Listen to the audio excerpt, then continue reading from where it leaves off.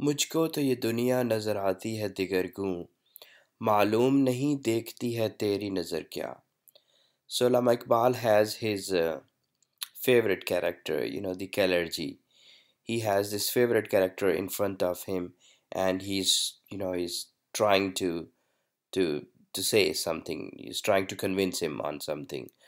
Uh, so मुझको तो ये दुनिया नज़र आती दिगरगूं.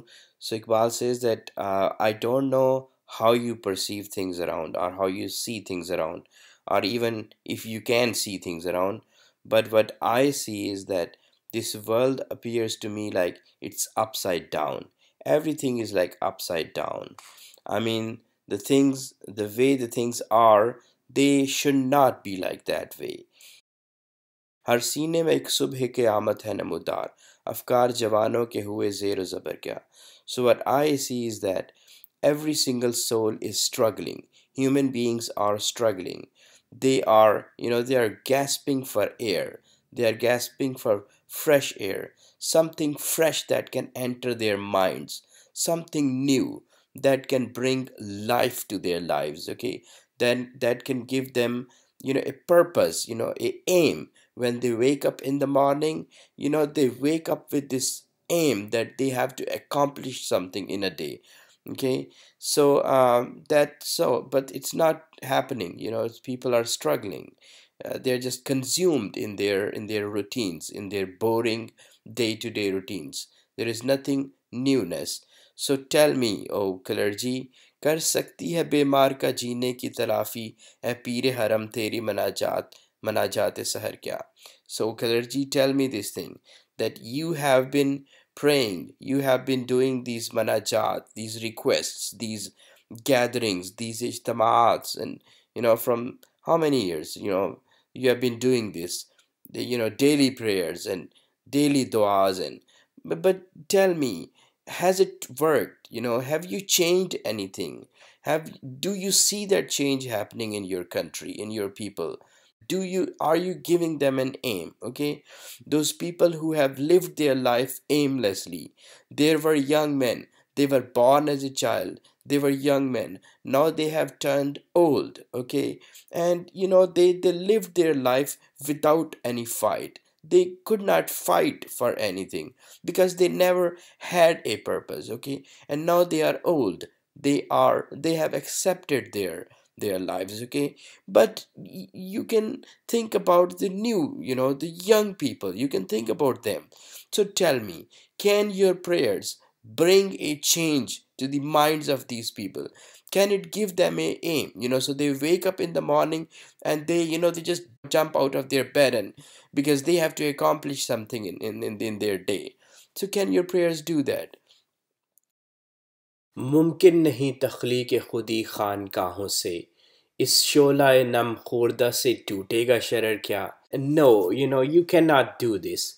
It is not possible for you to bring a change in the society. You tried and you prayed and you did whatever you could, but you see that people are not ready to accept the way you preach religion.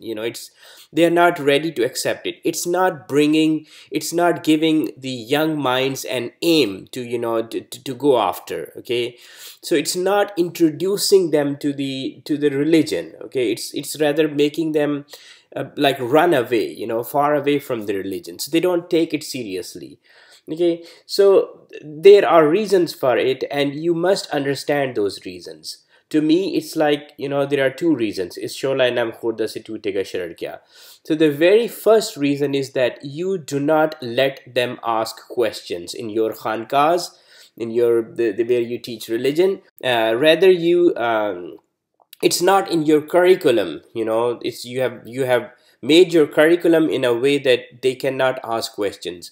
And if someone dares, you just give this call that shut up and restate, shut up and restate. That's what you teach them, the religion. That's how you preach religion. And now you can see that young people are asking questions. They will not stop, and they will ask questions from you, and then you come up with answers, and those answers are like, I mean, those the young kids, they just smile at your answers. They smile at your sadgi. at your ignorance, because you don't know yourself. Okay, you have not like studied religion. It's just, you just took it on you that, oh, you have to preach religion, and then whatever you knew, you just throw it at people. And that's one thing, that you do not let young men ask questions, okay, because you don't have answers, you are afraid of questions. So that's one thing.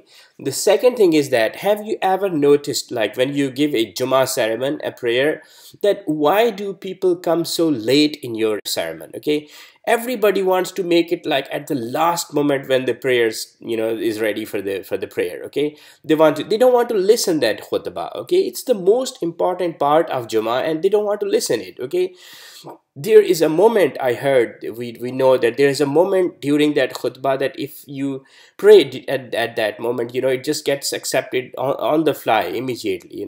But even then, with this so much reward that you can achieve, people are not willing to be part of that khutbah. They're not willing to listen to it. Or those who are there, even they look like, they're always looking down. Okay, there is no excitement on their faces. They don't have an eye contact with you. They don't listen to the words that are coming out of your mouth. They are so redundant, same words, same printed copies, you just throw at them. You don't come up with ways how can you convince people so that they are attentive. They look at you. All of them should be looking at you in excitement, that you are telling them, you're giving them hope, you're giving them something good. But it's not. I haven't seen it in my whole life. Okay, so you can blame it on people the way you do it, that it's people that who are like that. But why don't you accept your faults? Okay, you have your faults in you, and it's time you must accept your faults. Okay, you must Introspect. you must do that. And I think it's time that you should voluntarily, step out of your musalla. Okay, you should step out of your musalla and join the muqtadi line. Okay, and let someone else from, be the imam of this time.